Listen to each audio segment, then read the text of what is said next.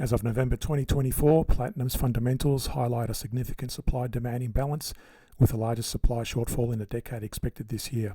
Global supply is projected to decline by 1%, driven by lower output in South Africa and normalising Russian exports, while demand is forecast to grow by 3%. Industrial and automotive use, alongside strong investment inflows, are sustaining robust demand. This deficit has reduced above-ground stocks by 25%, pushing them to a 4-year low. Prices are underpinned by these dynamics, with forecasts suggesting an average of $1,033 per ounce for 2024, rising into 2025 as the market remains undersupplied. G'day folks, welcome back to another update, and today we're looking at spot platinum. And first we start off on the monthly, weekly and daily trends, but before we go any further, make sure you hit that like and subscribe button to support the channel. So first off, on the monthly chart, you can see here we've got no CCI at 150, but we do have this key support at 822 and a resistance at 1133, and it's been in that range now for a number of years, still moving sideways.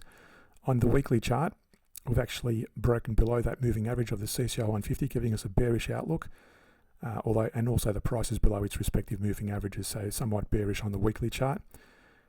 On the daily, however, if I zoom into this one, again you can see there we had this major support down here at 901.60, this minor support at 945.90, and it's broken up, and it's actually bounced down and bounced up from there. You'll notice the CCI 150 is actually about to break up above that moving average range possibly the next day or two, and that'll be a bullish momentum, but at the moment it's still neutral, so avoid going long or short, and I prefer to go long if it breaks above that moving average range, but also if the price breaks above that moving average range as well. So that's the daily. Now if we look at the intraday charts, again we only trade in the direction of the daily if you're trading on the 1 hour in this case, or any other intraday time frame. Now you would have gone short during this period when the CCI was below the moving averages, and that would have been nice to go short during those periods on the hourly if you're trading the hourly. Now you'll notice here as well, we did have this bullish divergence, higher lows versus lower lows on the price, and that bounced, and we drew a 23-38% Fibonacci range. So if we draw that again, you can see there that was actually, we'll go back to, where was that? Yeah, at that point there. So that would have been the previous high before that divergence started. That's a 23-38% level, and it's broken up past that. In this case, it's broken up past the 61% and making further movement to the upside. Now, if I extend that, you can see there it's currently resting near the 61% of that larger range.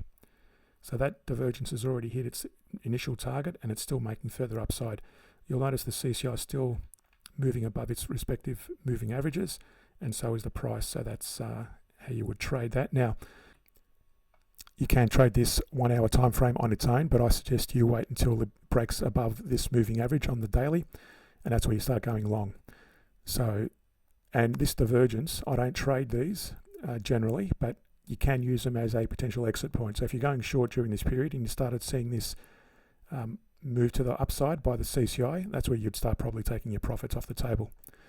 So again, wait for this to break above the moving averages to have a better probability of success, and preferably if it'll break above that moving average on the price chart, for also to trade on the hourly or smaller time frame.